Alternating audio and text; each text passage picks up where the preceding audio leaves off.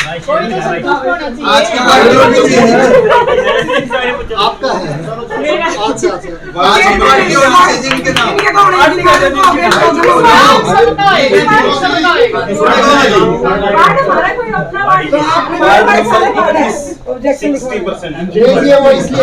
Ward number 22 40% है, ward number 23 65% है। बिल्कुल सर 17 सर। वार्ड नंबर 24 काम पूरा हो गया 80% पूरा हो गया। लेकिन वो बिल फाइनल हो गया पूरा 80% का नहीं बिल फाइनल हो गया 100% का बिल फाइनल हो गया। जितने नहीं 100 का नहीं हुआ 80% का फाइनल हुआ काम मौके पे काम हो गया। आप बिल अमाउंट को मत हाँ जी नहीं काम थोड़ी 1270 का फाइनल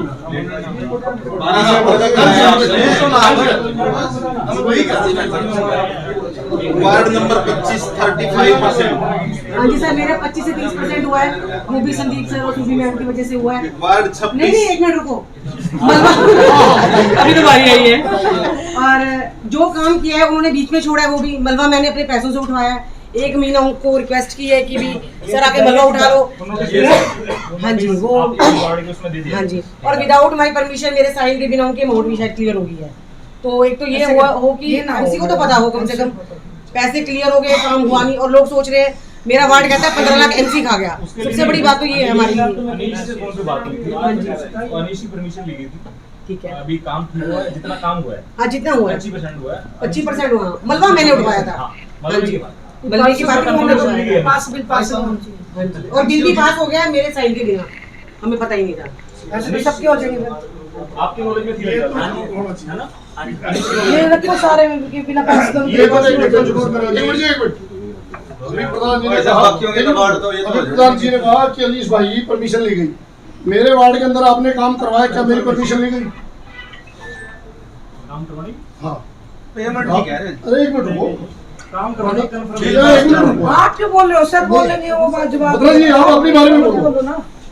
ना जो काम मैंने कहा वो काम नहीं हुआ, जो प्रधान जी ने कहा वो हुआ, क्यों ऐसा क्यों हुआ? कितने काम हुए लिस्ट निकालो इनके वार्ड की लिस्ट बताओ। किस वार्ड की कितना वार्ड 21 का बताओ गाँव की लिस्ट निकाल लो एक बार।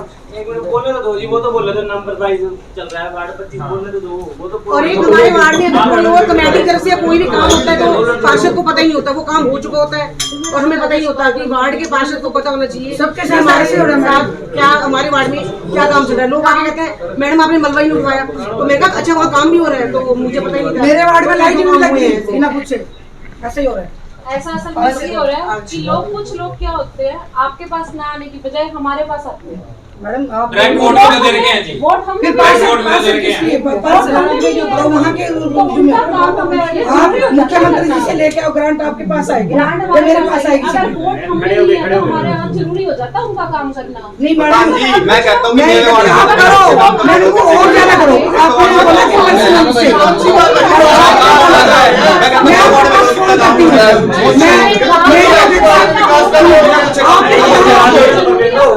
मिनट नहीं कुछ एप्लीकेशन मेरे पास आ है वो भी कराने पड़ेगा। सर आप एक अभी उस बैठे हो आप पर्सनल अपनी बस मेरे फोन में बोला है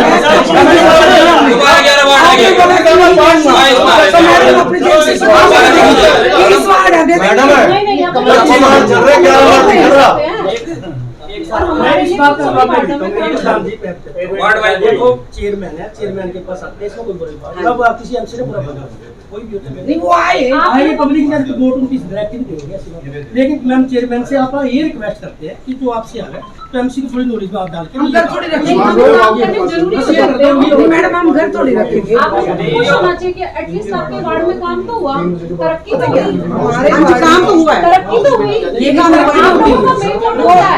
कल लड़ाई में आपके घर के सामने कल लड़ाई की आप मेरी बात सुनो।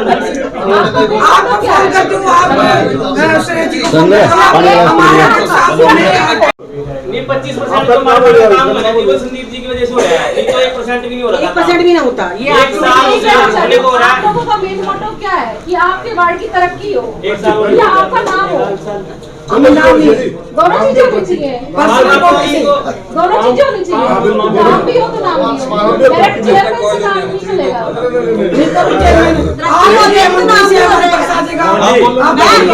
मैम तरक्की होगी हाँ जी।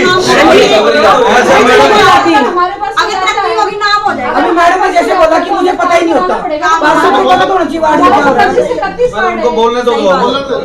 ये तो जो हमने अपने संदीप जी जो हमारे वार्ड के ठेकेदार थे उनके खिलाफ एप्लीकेशन दी, उसके तो चलो कार्रवाई चल रही है। तो मुझे ये बताया जाए कि मेरा बाकी का बचा हुआ काम, ये तो फर्स्ट एजेंडे का है, कब होगा? मेरे को टाइम बताया जाए। पिछली बार मुझे कहा था 1 हफ्ते में स्टार्ट हो जाएगा, वो 25% भी रुक गया जाके। उनको पेनल्टी प्रोविजंस में इंक्लूड करने के लिए नोटिस इशू कर दिया गया। उनको तो दे दिया सर, मेरा अगला काम या तो किसी और से करवाएं, वो तो उस काम वो पे एक चलो हो गया। प्रोसेस है मैम, वो हमें फॉलो करनी पड़ेगी। उसमें क्लास 2 का वो है, क्लास 3 का है, रिस्क एंड कॉस्ट पे नेक्स्ट टेंडर बनता है, वो एक प्रोसेस है। तो इसका भी हमें टाइम कब पता चलेगा कि कब का मेरा स्टार्ट होगा? दोबारा हम तो बैठ गए। अब एजेंसी तो अगर अपना जवाब देगा, हो सकता है कल शुरू कर दे, या एजेंसी कह देगी जी मैं नहीं करूंगी, वो एक प्रोसेस है। उसको नोटिस की कंटिन्यूएशन है, हमारी कार्रवाई चल रही है जी उसकी। और लगा वो अलग चीज है, लीगल इश्यूज है, वो एक प्रोसीजर है पूरा लेट डाउन है, डीएनआईटी है, कॉन्ट्रैक्ट एग्रीमेंट है, हमारे भी हम एग्रीमेंटों में बंधे हुए हैं, वो एक पूरा प्रोसीजर है। ये समस्या है। अभी 15 लाख के जो टेंडर लगे थे ना, पहली हाउस की मीटिंग में लगे थे, और आज 4 महीने हो गए हैं। एक तो 8 महीने हो गए, तो 8 महीने हो गए हैं। वो काम अभी किसी के वार्ड में 30, किसी के 35, किसी के 40, मेरे खुद के वार्ड में 30% काम हुआ है जी। एक तो 30% काम हुआ। दूसरा, ठेकेदार हमारे पास आता है जी, मेरा बिल साइन कर दो। मैंने कहा अभी बाकी काम करो आप, पेंडिंग काम। कहते हैं जब तक आप पिछले बिल पे साइन नहीं करोगे मैं आगे काम नहीं करूंगा। क्या ऐसा कोई कानून है भाई? पिछला बिल जब तक साइन नहीं होगा मैं आगे काम। 15 लाख का तो बिल है, उसमें भी 4 बार साइन कराएंगे क्या? यानी कि 15 लाख के काम में अगर वो 4 बिल बनवाएगा तो क्या माइनस को छोड़ो, हमने माइनस में थोड़ी कहा था, माइनस में लगाए वो।